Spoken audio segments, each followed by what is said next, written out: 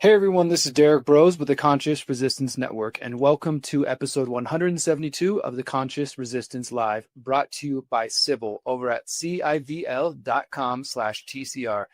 All right, guys, we got another big show for you today. Actually, I take that back. This probably will be a shorter show than normal because I know there's a lot going on in the world right now, but I pride myself on only bringing you guys the information, the news, the reports that I think are extremely valuable. And there's a million things happening at once. I could be choosing from any number of topics, from the latest going on with Venezuela to the US and Ukraine peace talks to I'm drawing a blank here, but there's a lot going on is my point.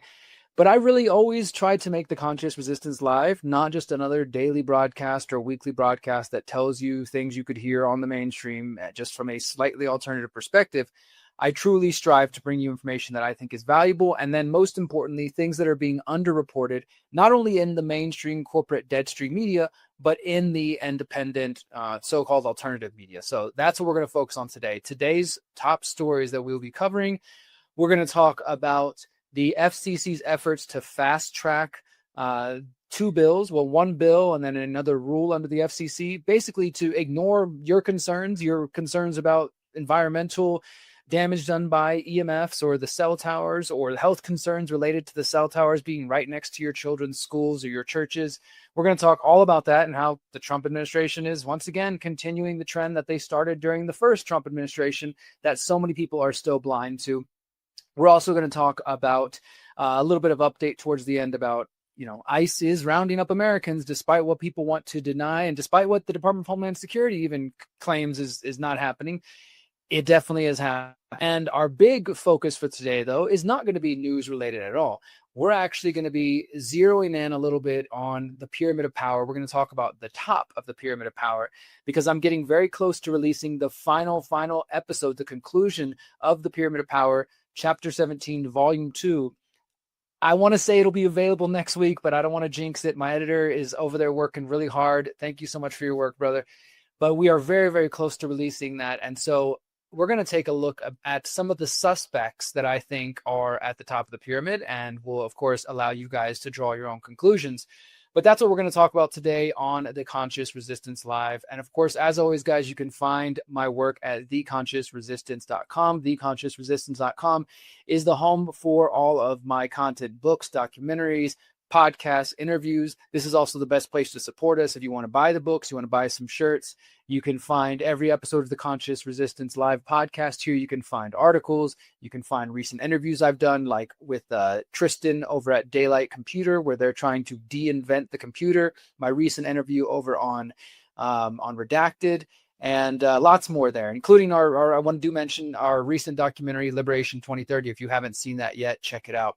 All of that can be found at theconsciousresistance.com. So thanks to everybody who does sign up there on our email list. And of course, I do want to mention, as I said, that we are sponsored. This show is brought to you by Civil, CIVL.com. Civil is a podcasting platform and a streaming network that is dedicated to upgrading human civilization, to promoting human respect. And if you sign up for Civil for just $5 a month or $50 a year, not only will you be the first to see the final episode of the Pyramid of Power, which we're going to be talking about tonight, but you also get access to content like this 10-week opt-out challenge, which we started back in October and is now coming to an end in the next couple weeks. In fact, this Wednesday, as I'm recording this right now, this Wednesday is going to be my final piece of the series. Let's show you here. We started back in October 15th. I do 1 week, John Bush does the other week, and we've been alternating every week for the last, I guess we're on week 8, because this will be my final week. This Wednesday, as I'm recording this, December 10th, I will be talking about land and travel and how to opt out of the systems that are trying to prevent us from traveling, as well as the importance, I think, of having access to land, whether that means owning it or combining resources with other people. And so this Wednesday will be my finale, and the next week John Bush will do his part, and then on December 31st will be John's final week, where the whole thing will come to a conclusion. And the thing about this is, if you sign up for Civil, even if you've missed the first 8 weeks, the great thing about signing up for membership is you get access to this for your entire life. As long as Civil's around, you get access to the 10-week opt-out challenge. You get access to the Pyramid of Power series. You get access to some bonus content that I haven't released anywhere else. And we are going to be working on some new films in the coming years. So if you're interested, you can get it for $50 a year. Not only everything I just said, but all the other documentaries and podcasts that they have available, and they have quite a bit. Or you could just do it for $5 a month. But if you want to go the annual route, you can use the code TCR20 and you get 20% off the $50 a year. So it brings it down quite a bit. And you can get access to all this content. So check it out, because I think you would really enjoy it. This is the biggest, deepest dive I've done specifically on opting out and how to, use this exit and build strategy and philosophy that I've been talking about for years. So check it out over at civil.com/TCR. One other note before we get into the show, I want to mention that a brand new episode of my friend Alex Zeck, his podcast, The Way Forward, it is just released. I think it's probably coming out right now as I'm recording this. Episode 206, Parallel Structures, Palantir, and the People's Reset with yours truly. We recorded this back in October, and we cover a whole bunch of stuff. Thankfully, they do timestamps. And you'll notice here, for those who, understand that Alec is one of the people who was one of the biggest proponents, I think, of talking about the no virus question and questioning virology. At the end of this interview, you can see here in the show notes, clearing the air on the no virus debate and why nuance got lost in tribalism. And the final note is why Derrick won't make every topic his focus despite online pressure. So we do talk about the no virus question. We talk about a lot. We talk about all kinds of things. And I think you will enjoy that. So I'll put that in the show notes. But of course, you can find that at thewayforward.com. That's FWRD.com. thewayfwrd.com. Check their podcast out there. And of course, if you listen on podcasting apps, you can just find it, the Way Forward. You'll find it there as well. Now, I have a big announcement, everybody. I am now ready to share the title and the release date of my upcoming memoir. For those of you who've been following me on the Substack or social media, you may know that I've been kind of hinting at this and talking about this for a few months, that I have been working on a memoir. I've been writing this book this entire summer, pretty much. I started in July, August, September, and then we were editing it. We were formatting it, working on the book cover. Lots happening behind the scenes, as always. And this memoir is basically the kind of prequel to everything that you guys know me for. This is not a memoir about my activism or my journalism. This is not a memoir about, confronting politicians or any of the things I've been doing for the last 16 years. In fact, the memoir begins in 2003 and it ends around 2012, which is basically the first couple years of my activism and my journalism. And it is more about my struggle with drug addiction, with, you could say sex addiction, with cheating, with lying, with mental health struggles, cutting myself, abusing my body and my mind with drugs and alcohol, and then eventually getting arrested and going to prison at 21 years old, and all that entails. So the book is called A Man of My Word, How I Overcame Addiction, Depression, and Mental and Physical Prisons. And it will be available everywhere, all the places you buy, including Barnes & Noble and all those places. And yes, Amazon, if you must buy something from Amazon. It'll be available there, but it will also be available through my website. We're working on it right now. It's just going to be amanofmyword.com. That'll tell you everything you need to know. But let me go ahead and just show you the book cover here. And there it is right there, A Man of My Word. I'll show you the back cover in just a moment too. A Man of My Word, How I Overcame Addiction, Depression, and Mental and Physical Illness. And yes, that is a young Derrick Broze. That picture was taken 20 years ago, almost to the day. That was November 16, 2005, when I was first arrested for possession of drugs. And that was the beginning of this journey. And here's the back cover, the description for all of you who can't read it on screen. At 14 years old, Derrick Broze was secretly cutting himself and battling the demon of self-hatred. Within a couple of years, the attacks on his body progressed into abusing his mind with an abundance of drugs and alcohol. On this self-destructive path, he was also doing damage to nearly every young woman he encountered in an attempt to find true love. After spending the better part of his first 2 decades of life drowning in depression and desperately desiring to connect with his drug-addicted, imprisoned, and mostly absent dad, Derrick found himself being pulled into the same world of drug dealing and criminal activity that had ensnared his father. Before he knew it, he He was hooked on crystal meth, cocaine, and Xanax, and indebted to a local drug kingpin. As he attempted to navigate the drug business and a maze of lustful relationships, he began to realize that he was not finding happiness in his drug-fueled, chaotic mess of a life. Soon enough, he would find himself arrested and continuing the family tradition of spending time behind bars. It was in this space of losing his freedom that he began his journey towards healing his trauma, understanding his mental health struggles, and uncovering his spiritual path. This is Derrick's story of learning to love himself, forgive his father, and discover his purpose. Follow the ups and downs of his journey as he struggles to become a man of his word. And I've actually shared this with a few of my friends, including James Corbett of the Corbett Report. And James was gracious enough to give this review. He read the book and he enjoyed it. And he says, "A Man of My Word is a gripping first-person account of both the dark side of addiction and the redemptive power of hope, healing, and forgiveness. After reading this book, those who know Broze through his journalism will gain a deeper insight into the trauma that inspired his career. And those who aren't yet familiar with his work will have an amazing time discovering the epilogue to this sobering journey from addiction to activism." And here's another little tweet I put out this morning. This is the table of contents to the book. I divided it into 3 parts. It's basically 30 chapters when you include the epilogue. The prologue is only a page, so it doesn't really count too much. So it's about 30 chapters. The book comes out to 456 pages. I'll just read you guys the table of contents real quick. The prologue is called November 16th, 2005. It's the day I was arrested. Part 1, Goodbye Childhood, X is for Ecstasy, The Summer of Mayhem and Love, A Slice of My Heart, Blacking Out, Almost But Not Quite, Hello Crystal Meth, Are You Even Enjoying Yourself, Evicted, Hollow Dreams and Dead Hopes, In Love and Tweaking, Final Days, Sober-ish But Not Yet Free. And then part 2, that whole first part of the book is basically like me getting into drugs and all the craziness there, and it ends with me getting arrested.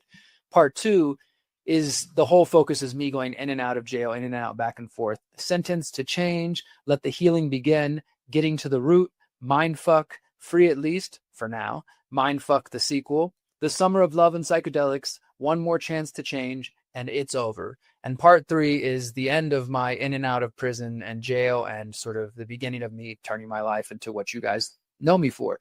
Chapter 23, finally free at last. I'm a drunk again. Sierra, waking up, leaving it all behind, coming home, I forgive you. And the epilogue is called The Fire Burns Bright. So that is my upcoming memoir. Here is the full book cover, including the back cover that you guys can see there. This is the first time I'm sharing this with anyone. So you guys watching the Conscious Resistance Live get to see it firsthand. There's the front cover, there's the spine, and there's the description and my bio and a little picture I took of myself. It is going to be available for purchase on December 22nd. You guys will hear me make more noise about this. I'll put out a video the day it comes out. I can't wait to share this with you guys. I know it's different. Some of you might not give a shit about this. You're like, Derrick, I come to you to hear you talk about Epstein and technocracy and digital IDs. That's fine. I understand that. But for those who understand the bigger purpose of my work and the Conscious Resistance, maybe you understand that the Conscious Resistance has always been about healing and that internal spiritual journey. In fact, that the reason that the Conscious Resistance has always been about this is largely because of all the things I went through, my own struggles with addiction, my own, prison time and working to heal my traumas, everything that I was just describing in that description there. If I hadn't gone through that stuff, I don't know if I would be doing the work I'm doing today. In fact, whenever I give a talk or I share about this, I typically tell people that my first awakening was then in 2005 when I got locked up. And then I started to wake up to politics in 2009, 2010, 11. And that's basically where the book ends as I began my current journey. And maybe one day I'll write another memoir, discussing everything I've done in the last 16 years. And, who knows where things are going next. But yeah, this is my journey. This is my story. And this is the most full version of it I've ever told. I've told bits and pieces of this. If you've heard me speak publicly and give presentations, I've touched on it a little bit, but this is the fullest version of my story. It's raw, it's gritty, it is not sugar coated in any way. It doesn't make me look the best, at least, where I've been in the past, but it's who I was and it's part of who I am. So I'm very, very excited to share this with you guys. Again, the website will be amanofmyword.com. It's not up right now, but as soon as it is, and as soon as the book is out, you will hear it first here at theconsciousresistance.com, the Conscious Resistance Live. So, all right. Thank you guys so much for giving me that moment to share with you. Cannot wait to share the book with you. Let's go ahead and dive into our first news story of today.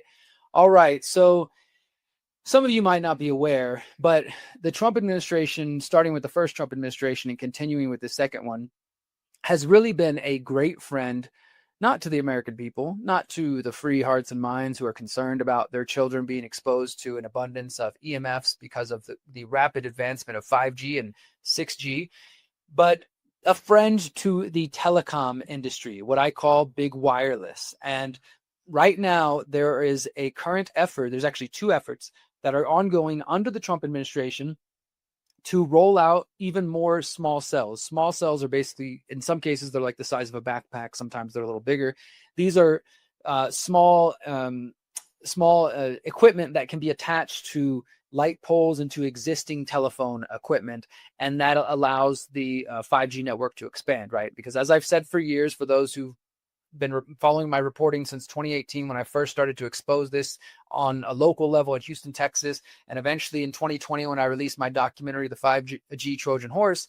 In order for the 5G network to work, the FCC themselves has said there needs to be millions of new towers or small cells attached to existing towers and existing equipment.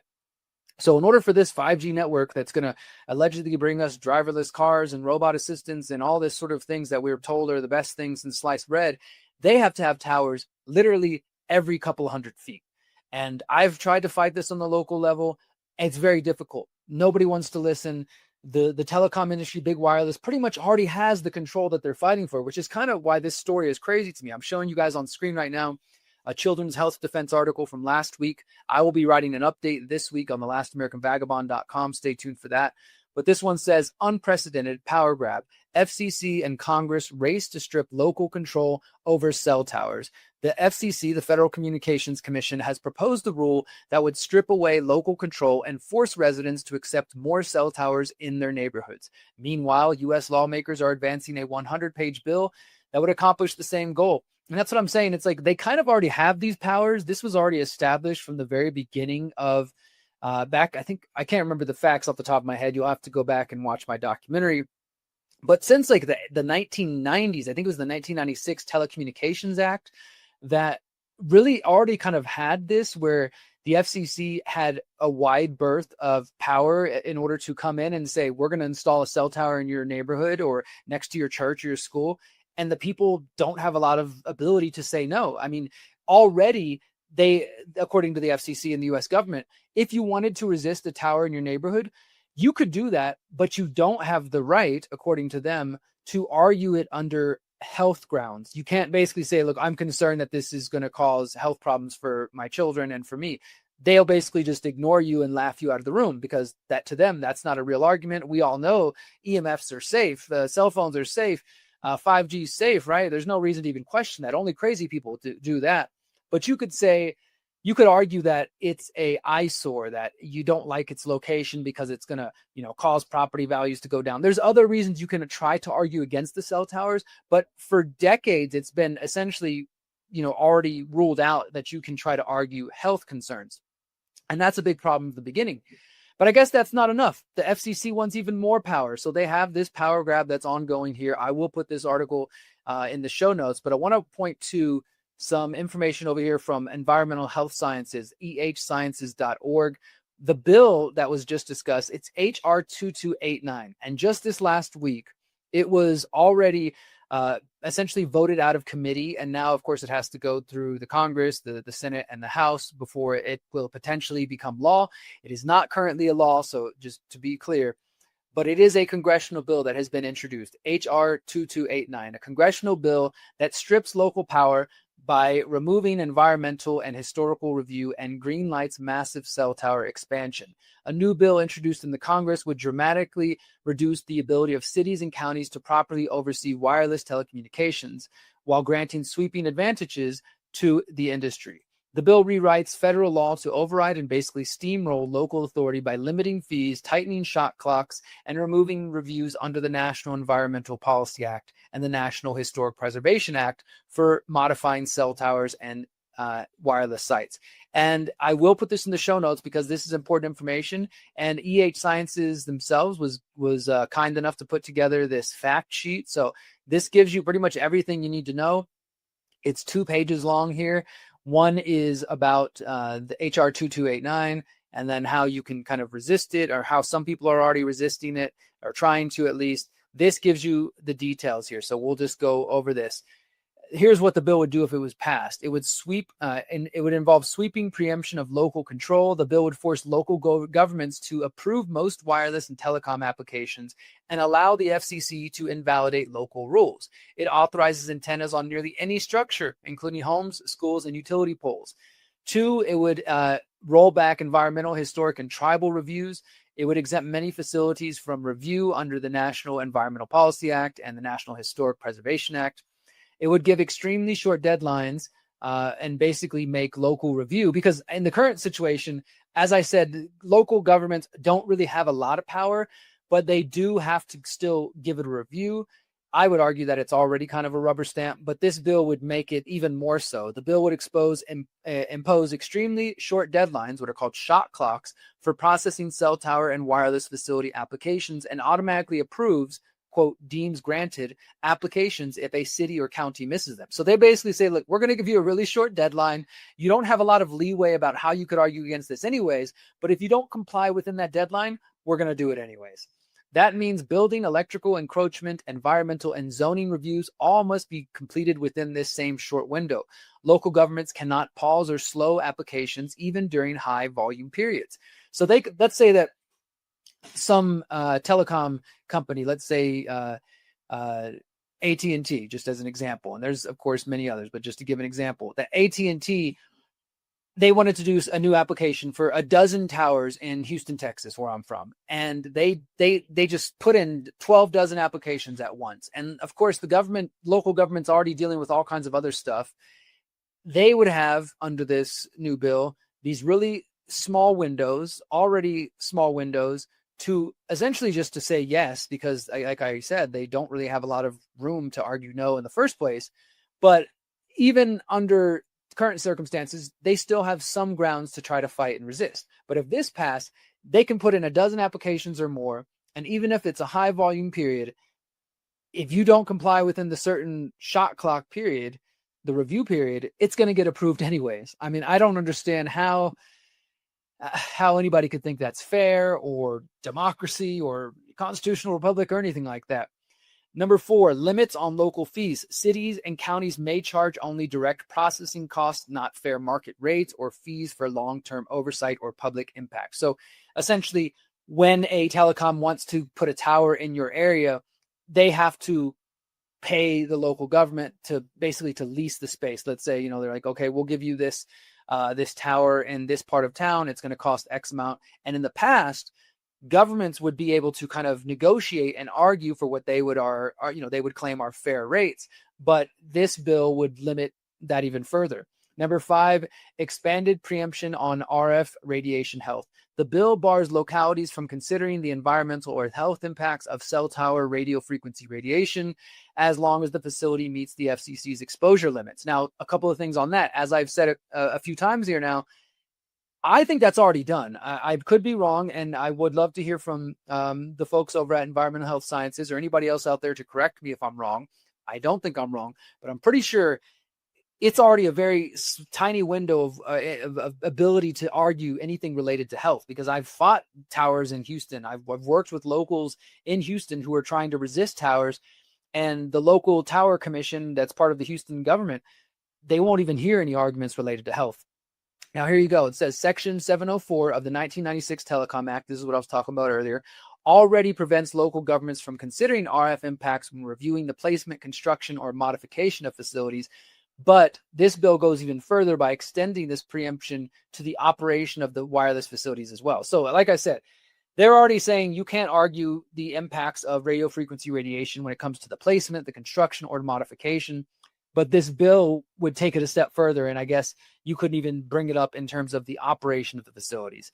FCC limits have not been updated since 1996, and the FCC still has not complied with a federal court order to explain how they protect children or account for long-term exposure. So that's the thing is, they say, well, as long as it complies with FCC guidelines, then, we're in the good here. But the FCC guidelines themselves are inefficient, haven't been updated in 20 years, and they're definitely not protecting anybody. So I will include that in the show notes. Now, one more from Environmental Health Sciences relating to another bit. What we just talked about was a bill, HR 2289, which is not good. But separately from that, the FCC, the Federal Communications Commission, they have put together a new rule in the Federal Register. It's called Plan 25-276. It triggering a 30-day countdown on major cell tower deregulation. This was published just recently. So this one is probably even more worrisome. You can see it here in the docket number 25-276. We'll put this here for you guys. This is on the FCC website. For those of you who believe in, filing comments to government or petitioning to governments, I will include this. If you want to, comment, you have a 30-day period where the public can comment and they claim they're going to consider public comments. I'm skeptical. Forgive me for being very skeptical, if not cynical, that they're going to even listen if you do go fill out this form and do comment on there. But this new docket, this new rule in the Federal Register proposes rules that would preempt state and local authority over the siting, permitting, and regulation of cell towers. So just like the bill we just discussed, this is a whole nother area where they're trying to eliminate local control. Now, interestingly, ironically, Orwellianly, they titled this Notice of Proposed Rulemaking, Build America, Eliminating Barriers to Wireless Deployments, because they make it all sound like, oh, these freaking local governments with their NIMBY, not in my backyard mentality, they just won't let us roll out the cell towers so we can have 5G and 6G and you guys can watch your Netflix at an even faster, 4K speeds. So they make it sound like the people are the problem. The local bodies who are resisting or who are questioning or who are challenging the rollout of these towers are the problem, not the rule itself, not the fact that there's a revolving door relationship between government and big wireless that goes back and forth, and they're trying to shove 5G and 6G down your throat. No, that's not the problem. The problem is the fact that the people are trying to resist it, that they want to either be adequately paid for it or that they want to protect their homes and their kids and their property values and their health from the rapid expansion of cell towers. No, that's not the problem. The problem is that they just won't let us shove it down their throats. So you can find this proposal here. Hundreds of people have already filed in opposition to the FCC proposal, including local governments, the city of Marietta, Georgia, and the Marietta Board of Lights and Water. This will be on there. Look, it says comments are due December 31st. Reply comments are due on January 15th, 2026. So Environmental Health Sciences is urging everybody to submit their comments to the FCC. If you care about this, guys, this is in the show notes. This is probably the best place to go to submit your own comments to the FCC. And they go through describing some of the problems with this. We kind of already covered this. But if you want to try to push back, again, I don't want to discourage people from pushing back. Environmental Health Sciences, they have a petition here. They encourage people to write their elected officials. You can submit comments to the FCC. Again, I'm skeptical. I'm hesitant. I'm resistant. But shoot, I'll go ahead and I'll file a comment just because I don't want to be a hypocrite here. And, if one comment could maybe stop it, then I would hate for it to advance just because I didn't bother, because I'm skeptical, because the government doesn't usually give a crap what we say. Nevertheless, if you find it valuable, it's important that we fight on all fronts. So I will include all that in the show notes, and you can go ahead and you can do what you feel is right for you and your family. Now, I want to mention that this is nothing new. Right now, the current head of the FCC is Brendan Carr. Brendan Carr, he's a Republican, or at least he plays one on TV. And I covered him, discussed him in my documentary. Here's the documentary. I'll put this in the show notes too. The 5G Trojan Horse. You can find it at theconsciousresistance.com/Trojan Horse. I released this February 2020. This is about my fight to stop 5G in Houston. This is about my research, investigating, learning about the wireless industry and learning about 5G and learning just how much of a threat it really is to us. And I talk about the environmental concerns, the health concerns, the big wireless takeover, of course, how this all relates to smart cities and to surveillance and in general. And in my process of making this documentary, I actually had the opportunity to confront Brendan Carr 2 times. He came to Houston on September 30th, 2019. He was for a couple of days, September 30th and then October 1st. He was in Houston for this big 5G conference. It was called the, let me see if I've got the name here. I don't have it here, but there was a big 5G conference. He's the head of the FCC. He's one of the commissioners, but he's the main commissioner. And I went there because, as I said, I was trying to expose and fight 5G in Houston. And the mayor at the time, who's now deceased, Houston Mayor Sylvester Turner, I confronted him several times. You guys may have seen, I went to city council. One of my videos at city council has almost 1 million views on YouTube. People resonated really well with it. But I questioned Brendan Carr at the the 5G conference, and he acted friendly to me, but he also was like a freaking robot. I'm going to show you guys the clip in just a second. I've played it before. You guys might have seen it, but I love and bringing it up, and I think it's important to bring it up because this is the guy that was in office during Trump's first administration, and Trump has said since the first time that he wants to roll out 5G and expand it and even 6G. And he doesn't give a shit about your health concerns or your local environment concerns, property concerns, or any of that. The next day I was able to, since Brendan Carr didn't really want to give me any answers, as you're going to see in just a second, I confronted him on the streets of Houston, Texas, and just walked down the streets and just called him out. So I want to go ahead and play these two clips for you guys. Let's go ahead. This first one is September 30th, 2019. This is me confronting Brendan Carr, questioning Brendan Carr, the FCC commissioner in Houston, Texas. On Monday, September 30th, 2019, Houston Mayor Sylvester Turner met with the Federal Communication Commission Commissioner Brendan Carr and other officials to discuss the future of 5G in Houston. Mayor Turner and Mr. Carr discussed the potential for job opportunities relating to 5G technology. However, there was no discussion on the ongoing lawsuits in Texas and across the United States where local and state officials allege that the FCC and the wireless industry are usurping local power and forcing the 5G rollout down the throats of communities. I asked Commissioner Carr about the concerns regarding his connections with the wireless industry. Carr worked at the law firm Wiley Rain, and his clients were Verizon, AT&T, CenturyLink, the CTIA, which is the wireless lobby, and the USTA, which is the telecom lobby. I also asked Mr. Carr about the captured agency report released by Harvard School of Ethics. Unfortunately, Mr. Carr had no interest in addressing these questions. All right. I'm about to interview FCC Commissioner Brendan Carr. All right, we're for whenever the community. So we're greeting the community. Mr. Carr, did you have a minute? You about to definitely have a set? Hey, what's your name? Derrick Broze with 90.1 KPF TCR. Good to see you. Do you have a moment? Sure, yeah, absolutely. Just set up. You can just stand right there and we'll just set up real quick. I That's it. gotta get him out of somewhere behind. That's the 2 minutes. That's the 2 minutes. Peeking me to hear from that. We'll be playing this on the air today. And I'm probably going to be at the event tomorrow too, so I'll kind of do some more. All right. So I'll do it in for... Wow. We got it. So you've been with the FCC for a little bit now, and we're here today talking about the 5G rollout. How do you respond to those communities around the country who are fighting based on property rights or just different, pushback? What's the FCC position on that? We're very excited about the build out of 5G and next gen internet infrastructure. And at the FCC, we've been really building on a lot of the policies that state and local leaders have been putting in place to make sure that every single community can benefit. It's really a great job story. It's a great story for economic growth. So we're really happy with the progress that we're seeing in building out 5G, both here in Houston and a lot of other communities around the country. What about those who have concerns, say, for example, Harvard, that put out the study about captured agency, that folks like yourself who've been lawyers and worked in the industry are essentially captured the regulators, this idea that the FCC can't be trusted to regulate 5G and cell phones and things of that sort because of not only yours, but Ajit Pai and others' industry connections. Yeah, we're really glad to see the growth in 5G. And one of the things that we've done at the FCC is build on the policies put in place by local elected leaders here in Houston, Texas. The state legislature put policies in place that help guide the way for 5G builds. So we're really excited with the progress that we're seeing by really taking the lead of so many of these local elected officials. No comment on the conflict of interest concerns? Thanks, man. Appreciate it. Good to talk to you.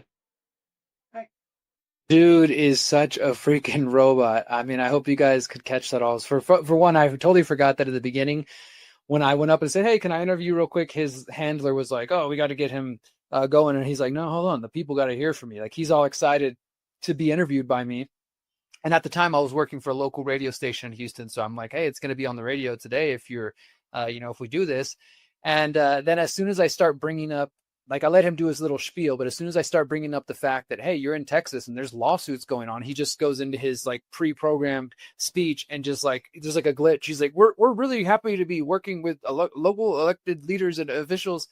So that was day one. That was September 30th. The next day I came back to the conference, and this time he was, ready for me. He wasn't willing to talk to me, but I caught him out on the street, and you know what? He's a public official. He's on the street. So I'm going to question him and ask him whatever I want. So check out that. On Tuesday, October 1st, 2019, FCC Commissioner Brendan Carr once again participated in a 5G Futures event, promoting only the alleged potential benefits of 5G and making no mention of privacy concerns, health concerns, local power concerns, property concerns, or environmental concerns. He also failed to mention the fact that there are several lawsuits going on involving Texas cities, as well as lawsuits involving states around the country, fighting the FCC's ruling and fighting state laws. Mr. Carr, can I follow up with you on yesterday? Oh, I'm good, man. Thank you. All right, well, then we'll just do it this way. All right, so look, you have ties to the industry. We'll just be more blunt this time, since trying nice doesn't seem to work with you guys. So you have ties to the industry. Thanks, man. You omitted those values. It's not press. You're a public servant. You're walking the streets. So you've been with the FCC. You've worked with a law firm that defended the CTI, the people who organized this whole thing. The CTI gave the mayor the 5G wireless champion award. I mean, essentially, this whole thing was just a big industry. There's not a single mention of lawsuits on the state level, on the federal level. I'm sure you're aware that there are cities in Texas that are suing right now because those are the stakeholders that are being ignored. They're not, the surveillance concerns are being ignored. You guys talk about all these sensors, all these great things, but not a single person mentioned that there are privacy concerns.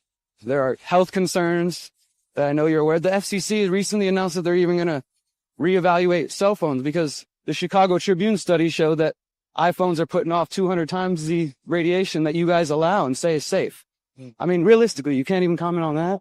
Thanks, man. It's really good to see you again. Thanks for showing up the event. Appreciate it. Of course I'm here, but I mean, I'm just saying people see you respond like this and it doesn't even seem like human. You can't even like acknowledge or say a simple statement. But I guess that's what we should expect from the federal government.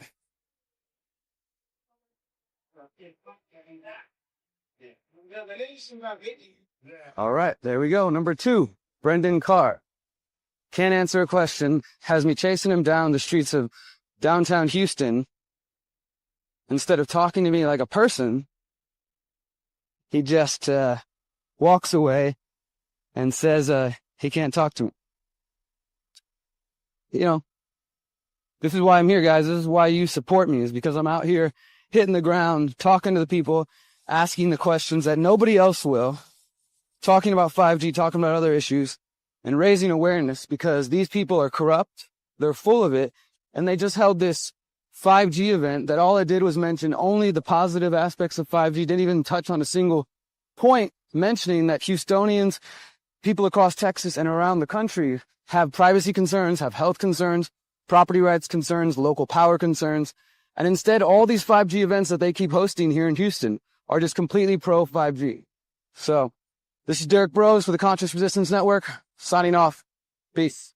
That is some of my favorite work I have ever done. When I look back at that young Derrick Broze, I'm pretty excited. I'm pretty grateful that I had the tenacity and the courage and the strength to go downtown. I was actually running for mayor of Houston at the time when that was recorded.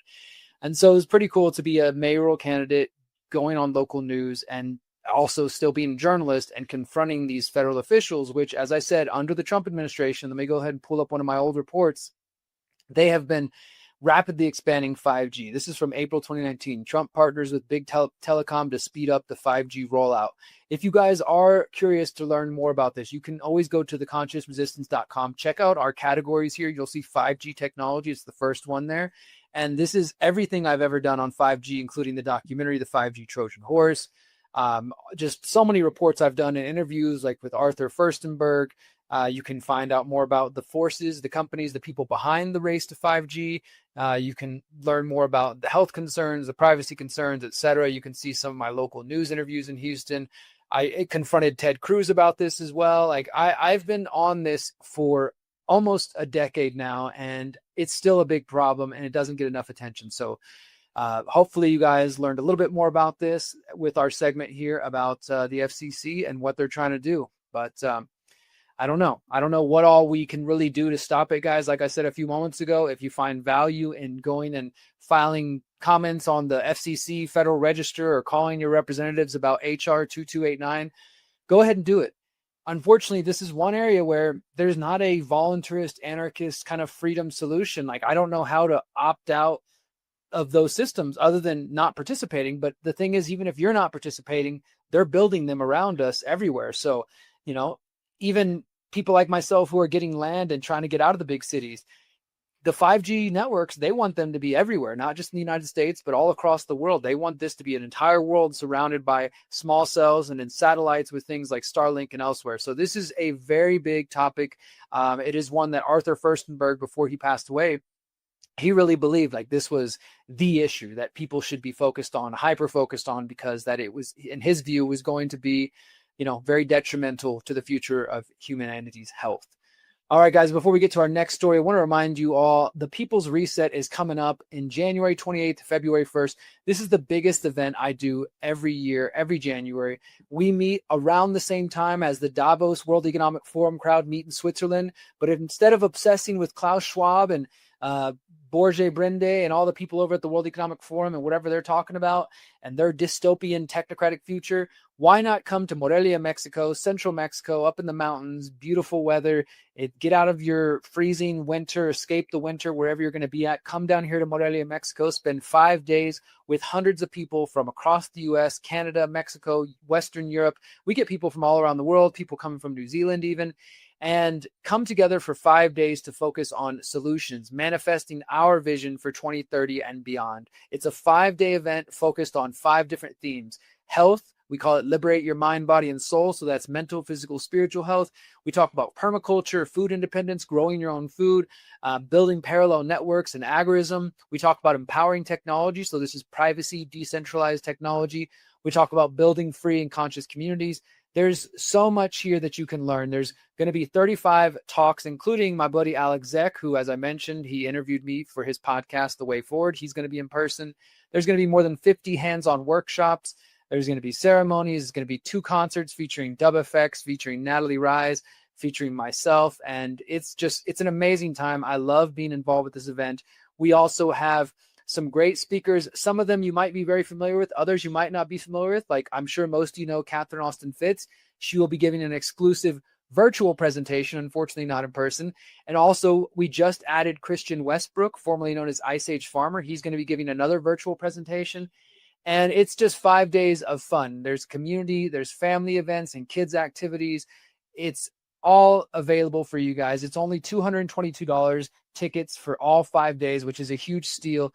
Tickets are going to go up next Monday, December 15th to $288. And of course, all of you out there who would love to come but can't make it in person, the entire event is streamed for free at our website, thepeoplesreset.org.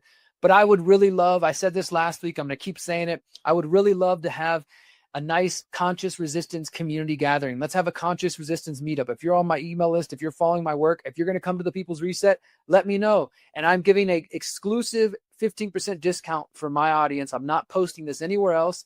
The coupon code is Conscious Resistors, all one word, Conscious Resistors. And that expires next December 15th, next week. So if you want to get tickets at $222 before they go up to $288 and you want 15% off the tickets, go to thepeoplesreset.org, check out our tickets page, and use the code Conscious Resistors, all one word, Conscious Resistors. And that's a 15% off discount just for my people here. Come to the People's Reset in Morelia. Let's hang out. Let's focus on solutions. Let's build a better world that we know is possible. Let's stop putting all our energy into worrying about what Klaus Schwab's up to, and let's think about what we, the people, are going to do for 2030 and beyond. All right, let's go ahead and switch gears to our main story of the day, the pyramid of power, the top of the pyramid. Guys, if you haven't seen my 17-part documentary series, I want to invite you guys to visit thepyramidofpower.net. We've got a brand new website that's built. It's only working right now for desktop. We're still working on mobile. And I'm on a privacy browser right now, so it's not showing up correctly. But if you go to your browser, I want to encourage you to use a privacy browser. But if you go look at it on a non-privacy browser, there will be an enter button here. And if you click that, you'll see this beautiful 3D pyramid just floating there. And that's basically the menu. You can scroll up the pyramid and click, the first brick all the way up to the 17th one. And that'll allow you to choose the chapter you want to watch. You can also, of course, use our navigation here and watch all 17 episodes of the Pyramid of Power. As I mentioned, we are getting very, very close to releasing the final episode, Chapter 17, Volume 2, which I did watch Draft 1 of last week. It is an hour and 40 minutes long. It features Richard Grove, James Corbett, G. Edward Griffin, Mark Passio, David Icke, Richard Spence, Adam Green, Catherine Austin Fitz. I'm probably missing some. Carrie Wedler. I'm sure I'm missing some. Larkin Rose. I'm sure that I'm still missing some others. But it is the epic conclusion of this documentary series that I've been working on for the last 5 years. And today I wanted to give you a little preview of what you can expect as we talk about who's at the top of the pyramid. If you watched Chapter 17, Volume 1, you know that, which you can find right here, you know that we talked about everything from, let's see in my transcript here, we talked about the deep state. What is the deep state? Where does that term originate from? And who is that? We looked at BlackRock, Vanguard, State Street. Are they the deep state? We looked at the World Economic Forum. We talked about the Club of Rome. We talked about the Bilderberg Group. We talked about the Trilateral Commission. We talked about, what else did we get into? The roundtable groups, which comes from, of course, the book Tragedy and Hope, written by Carol Quigley, who was Bill Clinton's mentor, and he had access to the Council on Foreign Relations archives. We talk about the roundtable groups and ask, well, who are the roundtable groups? And then we talk about the Committee of 300, which was a name that was claimed to be the top of the pyramid by John Coleman, a researcher back in the 90s who claimed to be former British intelligence. We talk about those claims. And then we ended this episode kind of hinting at where we were going. The final line of the documentary series of part 1 says, John Coleman's theory of a committee of 300 made up of representatives from academia, banking, media, and other industries aligns with the power structure we've discussed.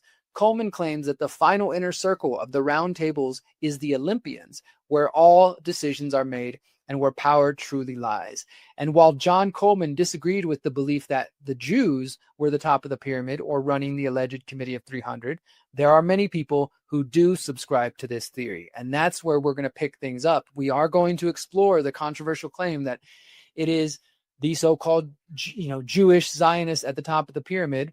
We're also going to be looking at the Freemasons. We're going to be looking at the Jesuits. And so I previously have done this episode called Dissecting the Top of the Pyramid, Part 1, the Jesuits. You can consider this Dissecting the Top of the Pyramid, Part 2, the Freemasons. That's what we're going to talk about today. And this one will be in the show notes if you want to go back to see what I had to say about the Jesuits, including, I will mention Professor Richard Spence, who is in this final episode. He's a professor emeritus at University of Idaho, and he is, I would say more in the mainstream with a lot of his research, but he is also somebody who has an eye for history, and I think tries to bring some credibility to conspiracy research by doing it in an objective way. And he looks at the way that secret societies and conspiracies have influenced history and wars and geopolitical events. And he does so, I think, with a nuanced approach that doesn't just believe any and every crazy conspiracy theory out there. I will invite you guys to go back and watch my interview with Professor Spence from April of this year, How to Investigate Conspiracies and Secret Societies with Richard Spence.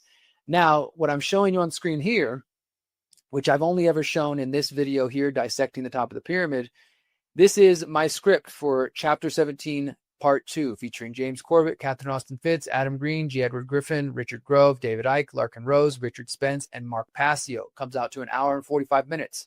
As I mentioned, the first part of this series is going to be about the Zionists, the claim about the Jews. We're going to take an honest look at this controversial topic. We're not going to talk about that today. We will in an upcoming video, but that is a good chunk of this final episode. We look at those claims in an honest approach. Then we talk about the Freemasons, which we're going to cover today. And then we talk about the Society of Jesus, aka the Jesuits, which I talked about in this previous video. And then we also go into the Jesuits and the Freemason connection, because these groups have a lot of history together and a rivalry against each other. We talk about the Illuminati. We talk about the Venetian black nobility, which we'll be getting to in a upcoming video dissecting the top of the pyramid. And then we talk about what Mark Passio calls the dark occultists. And we talk about the otherworldly influence with people like David Icke, who say that they believe there is a interdimensional otherworldly influence that is involved in this. And Catherine Austin Fitts has some thoughts on that as well. And then we talk about the fact that some people believe that there is no capstone, that there's nobody or not one single group at the top of the pyramid. So this final episode is going to cover quite a bit, but right now we're going to focus on, I'm going to give you guys just a little preview of some of the things I touch on in the Freemasons section here called the Freemasons Conspiracy. I'm not going to read the script to you because I don't want to give away what, is in the actual episode, but I do want to share some of it with you guys here. So first off, as with everything I cover in the Pyramid of Power, we start with what is the history of the Freemasons. And the Freemasons, there are some people who would say they goes back to biblical times. They trace it to the ancient mystery cults, Mithraic cults, things like that. But according to the most kind of commonly accepted view, the Masons can be traced somewhere between the 1500s to the 1700s. Some would even say the Rosicrucians, the 1600s. Again, I try to take what we can prove, and I'm sure some of you guys have your own views out there as well. What we know for certain, though, is that whether it was from biblical times or just the last 500 years, the Masons have grown, and there are now lodges all around the world. There are, just like any sort of movement or philosophy or religion, there are different sects and groups and different. There's the Scottish Rite. There's different groups, right? It's not just Freemason as a whole, and that's also what I think makes things a little bit more complicated. But like the Jesuits and like the Jews, the Masons were suspected of all kinds of things, of overthrowing governments, of influencing and fighting against the church. And so there has been a historical anti-Mason trend. There was even an anti-Mason party in the United States, which came about in the 1820s. And there's many places that banned the Freemasons, just like people like to say, well, the Jews were kicked out of this many countries. Many of the Masons were kicked out of different countries, and so were the Jesuits as well. The anti-Mason party in the U.S., this is just some interesting history that I found here. It was actually sparked because there was a disappearance of a man named William Morgan, who was a Canadian bricklayer who actually wrote a book about the Masons called Illustrations of Masonry, which he released right before he was abducted and later murdered.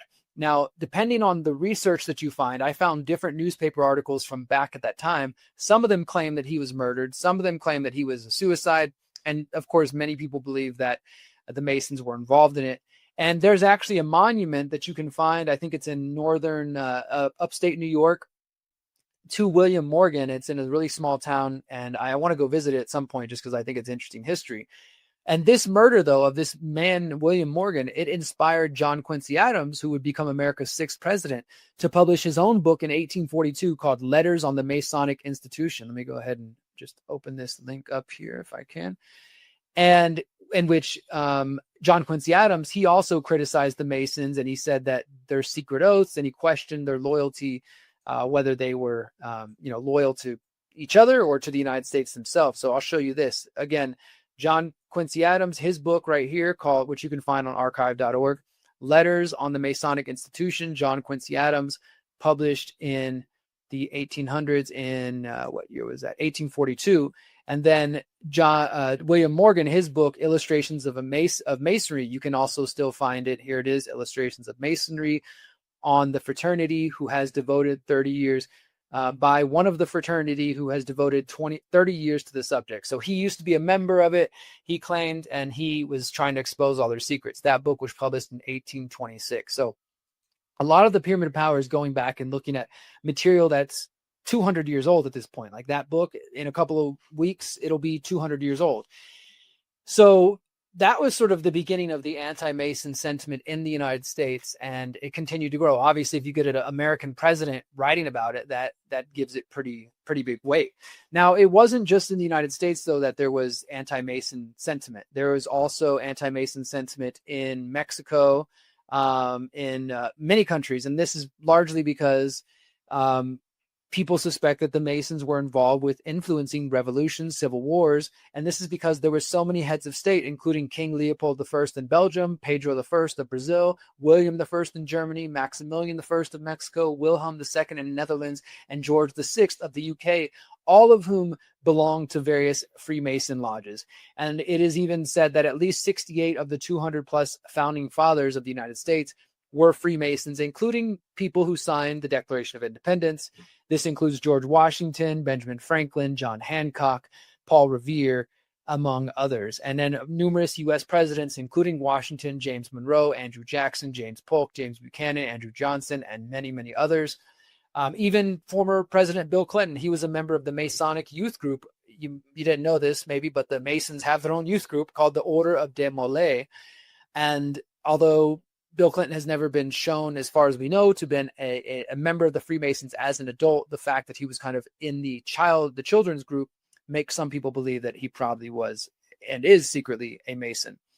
And there's also this history that I found that as far back as 1798, George Washington, he was corresponding with a man named George W. Snyder, who was writing him letters and warning about the Masons influencing the United States. He sent him a book, which I talk about extensively in this chapter, and which I have on my shelf behind me, called Proofs of a Conspiracy Against All Religions and Governments of Europe, which was written by John Robison, who was a Scottish physicist and member of the Royal Society of Edinburgh.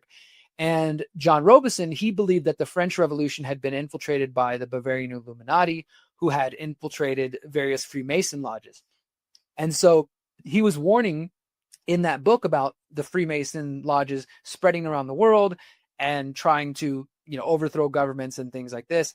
And of course, one thing that I think is important to understand at that time is because in the 1800s, religion was a much bigger deal than it is today. I know it's still a big deal to many of you out there, but at that time, it was, a fact of daily life. Like there was no way around religion at that point, whether you liked it or not. And so to speak against religions was still a heretical thing to do. And the Masons very much were secular, or some would argue they had their own religion where, they have the grand architect, or like in the French Revolution, the God of reason, things like that. And so many of the church institutions like the Catholics and the Jesuits and other churches, they were fearful that the Freemasons were actually trying to overthrow religions. And as I get into in the documentary, I think there's some nuance there's some complexities, because again, for me, if I was existing at that time, I would be both against the church and the state, against the monarchy and the church. And so people might say, oh my God, this person's evil. He's trying to overthrow the king that was ordained by God, and he's speaking against religion. And we all know that, that's the one true path. And so the Masons took a lot of heat. That's not a defense of the Masons. It's just to say people were weary and afraid of them because they were openly speaking out about the control that the monarchy and the religions had on the world at the time. And so George Snyder sends George Washington a book, a copy of Proofs of a Conspiracy, and basically warns him, saying I think that the Freemasons are trying to influence the United States. And they have some correspondence in there that I talk about that. But so a lot of people don't even know that America's first president was discussing and aware of the Illuminati and aware of the Freemasons. And I do talk about the Bavarian Illuminati here in the book, of course. Now, another area that I haven't seen too many people talk about that the Freemasons had a clear hand in is the annexation of Hawaii. And that is through something called a 13-member group known as the Citizens Committee of Public Safety, or simply the Committee of Safety, which is the people who planned this operation, planned this coup in Hawaii. On January 17th, 1893, they carried out a coup against the Hawaiian kingdom. The Queen ordered the troops to surrender. Within 48 hours, nations around the world recognized this provisional government. And within a couple years after that, the U.S. annexed Hawaii. And interestingly, the Queen of Hawaii at the time, she noted that this provisional government, which was established by this Committee of Safety, that they did not derive their power or their authority from the Hawaiian voters. The Hawaiian people themselves didn't vote for this. And in fact, she noted that this so-called Committee of Public Safety was, quote, composed largely of persons claiming American citizenship, and not one single Hawaiian was a member of this. And now I started to look at, well, who were the members of this so-called Committee of Public Safety? And you find out that at least half the group, which was, again, it was made up of 13 men, at least half of them were Freemasons. And I wouldn't be surprised if all of them were, but this was just what I could confirm by going through and looking up old lodge records. So Henry E. Cooper, who was the chairman of the committee, he was a Freemason in San Diego before he became a Freemason in the Hawaiian Lodge. Andrew Brown, John McCandless. These are names that probably don't mean much to you guys these days, and I didn't know who they were until I investigated this. But these men involved in this Hawaiian coup were all Freemasons. And then, as I mentioned, you can go back to Mexico, and you have several presidents, a very popular and powerful presidents of Mexico who are also Freemasons. And I went back and I found some old Spanish Mexican books discussing the influence of Freemasons in Mexico. In this battle between the Masons and the Catholic Church. Again, as I said, I think that there's some element there that we need to consider, that there was definitely a battle between people who were after secularizing society and people who were after trying to keep religion to be the dominant force in society. And so one of the presidents, Plutarco Elias Calles, he initiated what is called Calles Law, which enforced restrictions against the Catholic Church under Article 130 of the 1917 Mexican Constitution. This law enforced separation of church and state, requiring all churches to register with the government, and prohibited priests from holding political office. The enforcement of the law led to the Cristero War, which saw peasant Catholics resisting and revolting against the Mexican government for 3 years between 1926 and 1929. So that president comes in there, and of course, wouldn't you know it, he's a Freemason. So again, you kind of have this where the Freemasons are battling against the Catholic Church. Some would say the Jesuits themselves. And I found a Spanish book called Cristero Mexico. And it said that during a Freemason banquet, another president, his name was Emilio Portes Gil, highlighted the Masonic influence on Mexico. And this is a quote that I hadn't seen anywhere else, and I translated it from Spanish. It may be in English for the first time ever. In Mexico, the state and Freemasonry in recent years have been one and the same thing, two entities that march side by side, because the men who in recent years have been in power have always known how to be in solidarity with the revolutionary principles of Freemasonry. And the book also says that that same president, the one who passed Calles Law, President Calles, was a 33rd degree Freemason, and that he was awarded the Masonic Merit Medal by the Supreme Grand Commander of the Scottish Rite as a reward for his campaign against Catholicism. So that's a little bit there.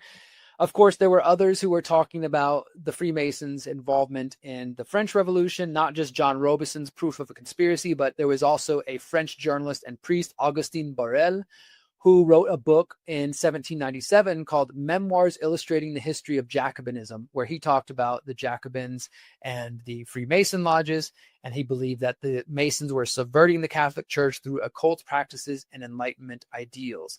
And there's other references. You had this other Ernest Jouen, who was a Catholic priest who believed in a Judeo-Masonic conspiracy to attack Christianity and to try to control the world. This guy was writing in a journal called the International Review of Secret Societies. He had the support of numerous popes, including Pope Pius XI, who said that Ernest Jouen was combating the Catholic Church's, quote, mortal enemy by calling out Freemasons. And he eventually influenced another man who was called Leon de Ponsens, who in 1928 wrote another book called The Secret Powers Behind Revolution, Masonry and Judaism. And it goes on from there. And in that book, Secret Powers, Ponsens says that the Jewish people are uniquely fitted to this role of overthrowing traditions because they have an instinctive opposition to every established order. And so this is where you start to get into these ideas of the Judeo-Masonic conspiracy, right? And Ponsens, he was kind of drawing on another book written by a Catholic priest called Henry de Lossis. His book from 1910 was called The Anti-Christian Conspiracy, the Masonic Temple Seeking to Rise on the Ruins of the Catholic Church.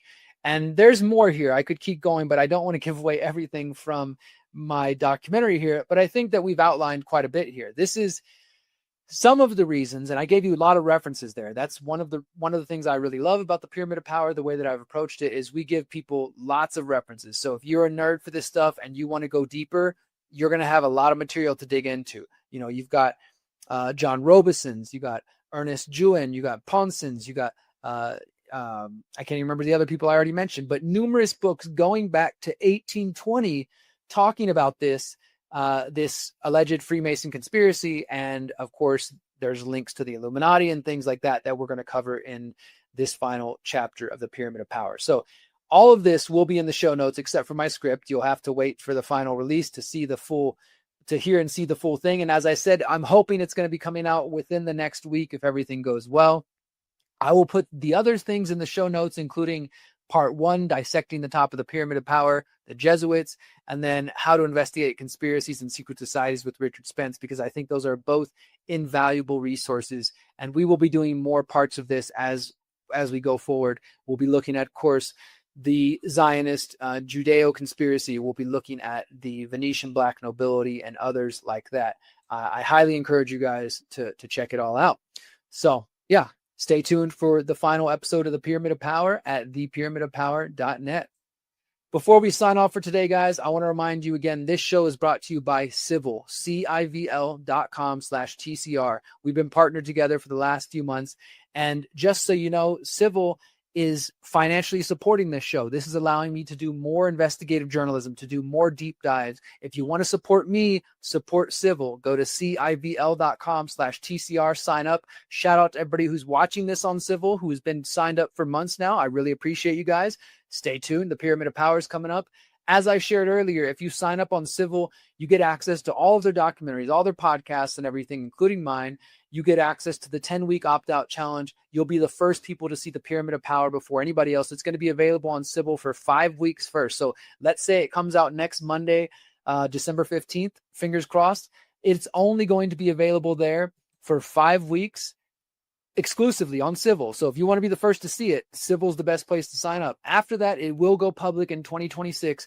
But first, the members of Civil will get exclusive access to it. And right now, you can see exclusive interviews, extended interviews that I haven't released anywhere else, including with G. Edward Griffin, including with James Corbett, and I believe David Icke. I think I gave that to them. If not, we'll put it up there soon. So go to CIVL.com/TCR. It's only $50 a year or $5 a month. But as I mentioned earlier, you can use the code TCR20, and that'll give you access for 20% off the $50 a year, the annual subscription. So please support Civil because they're supporting me and you get access to a lot of great content. One more time, CIVL.com/TCR. Now, before we get out of here, guys, the last thing I just want to briefly note, just this article here, just a little bit more evidence for anybody who's out there trying to deny what I've been saying is happening for months now. This is the latest report coming from the Washington Post. I know a lot of you are going to say, oh, Washington Post, come on, Derrick, it's fake news. But these are real interviews with real people. The U.S. citizens getting caught in Trump's immigration crackdown. Latinos described being detained and assaulted by officers who want to know, where were you born? Now, despite the U.S. government trying to deny that this is happening, it is happening. Department of Homeland Security, they're posting on their Twitter account, it's fake news, don't pay any attention. You know, this is like 1984 where the party tells you, don't trust what you can see and hear, obey us, listen to us. Don't trust that what you're seeing, that people are being randomly stopped and frisked based on their skin, or that ICE is setting up checkpoints and stopping American citizens. Even if they're not arresting them and shipping off to other countries yet, they're detaining them. In some cases, people have been detained for 48 hours to 72 hours. And that is an extremely traumatic event that I would not wish on anybody. This article just goes further into it. They interview people like this man, Diego Rosales in Illinois, about his experience. Americans are being targeted. And some of you might argue, well, Derrick, we got to crack a few eggs to fix this immigration problem that Biden started. And I would say to you, my friend, you are being played. This is all classic problem, reaction, solution. They build up a problem telling us that the illegals are flooding the country. And if we're going to fix it, we're going to need digital IDs and biometrics, entry exit system. We're going to need ICE parading the streets and checkpoints. But it's all about building the technocratic police state, the same technocratic police state that many of us have been fighting and warning about for decades now. So please check this article out. Look at it with an honest and open heart and really try to understand what's going on, my friends, because if you're falling for the trap and buying this rhetoric, this propaganda, you're going the wrong direction, my friends. So I really hope you guys will check that out. All the articles we covered today will be at theconsciousresistance.com in the show notes. And I hope you guys will go there and do your own diligence, do your own research. As always, if you want to support my work, besides signing up at Civil, you can go to theconsciousresistance.com/invest, theconsciousresistance.com/invest. You can sign up for monthly support on Buy Me a Coffee or Substack, or you can send us some support via crypto if you like to do that. And all of that is always appreciated. Of course, my main website is theconsciousresistance.com. That's the best place to find all of my content. And that's going to do it for today, guys. Thank you so much for being here. Thank you to everybody who's been supporting me and who is patiently waiting for the release of my memoir. Like I said, it's going to be out on December 22nd. It will be at amanofmyword.com once the website goes up. Stay tuned for more updates on that. Go check out my new interview with Alex Zeck at thewayforward.com. I'll put a link to that in the show notes. And if you can make it, come to the People's Reset, thepeoplesreset.org, January 28th to February 1st. I'd love to hang out with you here in Morelia and to focus on solutions, because that's what matters more than anything, guys. So that's where we're going to leave it for tonight. I'm going to play the same music video I did last week because I think it's just a good song and it's a good vibe. And it's from Soul Disciple, who will be playing at the People's Reset. This is his song Mission, which is, it's all about like being on a mission. I'm on a mission to help myself and to help anybody else along the way. You have your own mission, whatever it is, guys. Don't let this crazy world knock you off balance and knock you off your mission. Stay focused. Do what you can to help your family, to help those around you, to help your loved ones. And let's keep building that better world that we all know is possible, guys. Until next time, remember, you are powerful, you are beautiful, and you are free, my friends. Peace.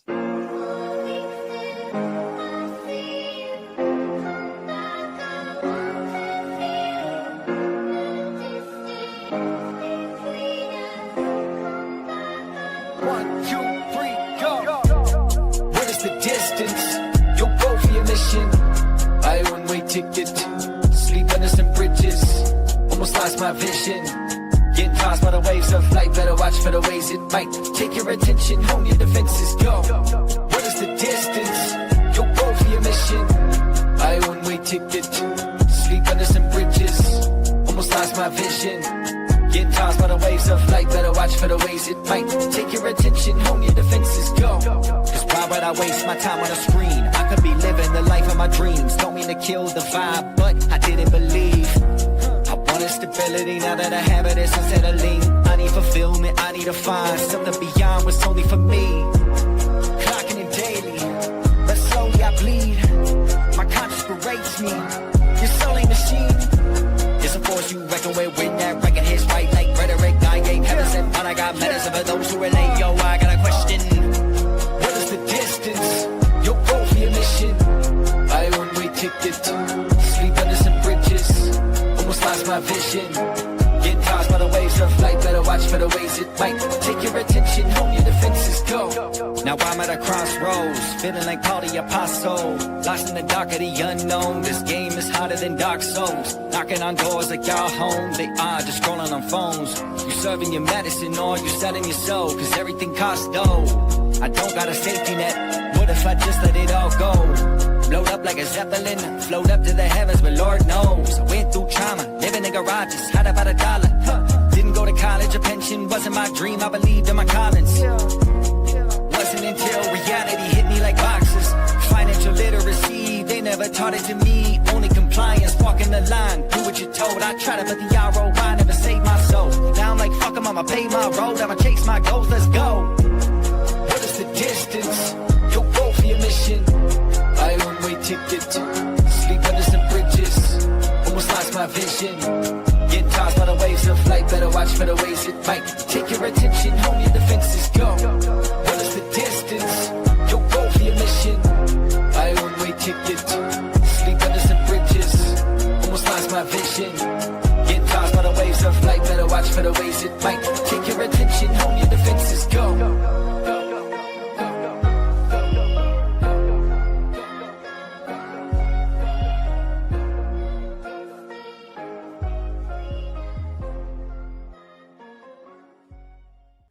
Since 2012, the Conscious Resistance Network has been an independent media organization focused on empowering individuals through education, philosophy, health, and community organizing. We work to create a world where corporate and state power do not rule over the lives of free human beings. Our motto is leading by example and helping others in their pursuit of freedom. Visit theconsciousresistance.com to find our articles, documentaries, interviews, podcasts, books, and more. Remember, you are powerful, you are beautiful, and you are free.